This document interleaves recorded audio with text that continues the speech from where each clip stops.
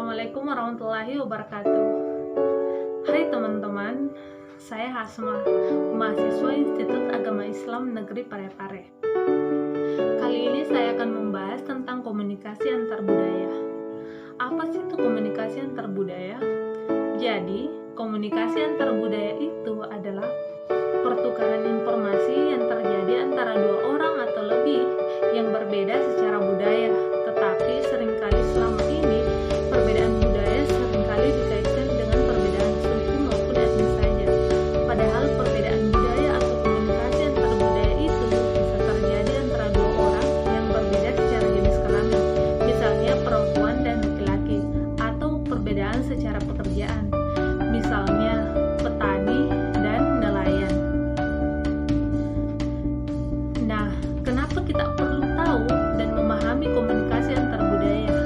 Karena dalam kehidupan sehari-hari, kita tidak bisa terlepas dari yang namanya perbedaan. Perbedaan agama, suku, ras, dan lain sebagainya. Tidak dapat dipungkiri bahwa perbedaan budaya tersebut dapat menjadi hambatan dalam komunikasi antar budaya tersebut.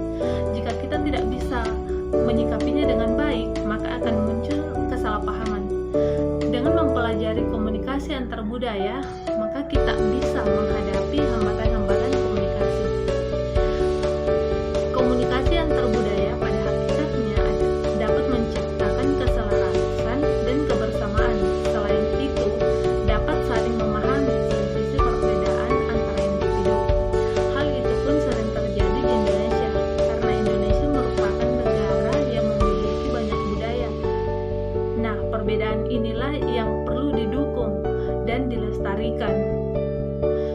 Kemudian, komunikasi yang efektif akan terjadi manakala kita memahami berbagai unsur yang menyokong kegiatan komunikasi. Nah, unsur yang pertama yaitu komunikator atau manusianya. Dalam proses komunikasi, manusia tentu melibatkan beberapa orang yang masing-masing memiliki peran, yaitu sebagai sumber pesan dan sebagai sumber penerima pesan. Nah, yang kedua yaitu pesannya. Pesan dalam komunikasi antar budaya berupa pesan verbal maupun non-verbal sebagai bentuk gagasan atau ide maupun perasaan. Nah, unsur ketiga yaitu media atau saluran. Nah, saluran ini sebagai media alur pesan dari sumber pesan ke penerima pesan. Kemudian unsur yang keempat yaitu umpan balik, yang merupakan tanggapan yang diberikan oleh penerima pesan yang berupa tanggapan verbal maupun non-verbal. Nah, yang kelima yaitu kode, yang merupakan suatu susunan sistematis dari simbol-simbol yang digunakan untuk memaknai pemikiran orang lain. Selanjutnya, tujuan dari komunikasi antar budaya yaitu mengurangi tingkat ketidakpastian. Seperti halnya ketika ada dua individu yang sedang berkomunikasi, namun kedua individu tersebut menggunakan bahasa yang berbeda karena kebudayaannya yang berbeda, sehingga komunikasi antar budaya inilah yang akan berperan sebagai alat untuk mengurangi ketidakpastian logika maupun definisi dari topik yang sedang dibicarakan. Kemudian yang harus diketahui juga bahwa peran bahasa saat ini merupakan alat yang sangat berperan penting dalam komunikasi antar budaya. Contohnya, orang pesisir yang memiliki pola hidup keras kerap kali berbicara dengan kencang, sehingga dapat membuat orang salah mengartikan pikirannya bahwa orang pesisir ini sedang marah-marah, padahal sebenarnya tidak, sehingga keberadaan bahasa disinilah yang sangat diperlukan.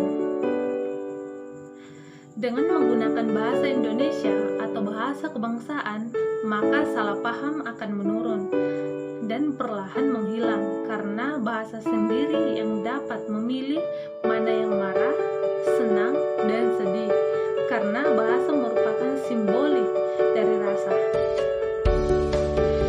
Nah, kemudian yang terakhir itu cara meningkatkan efektivitas dalam meningkatkan komunikasi budaya antar budaya. Yang pertama, masing-masing dari kita ini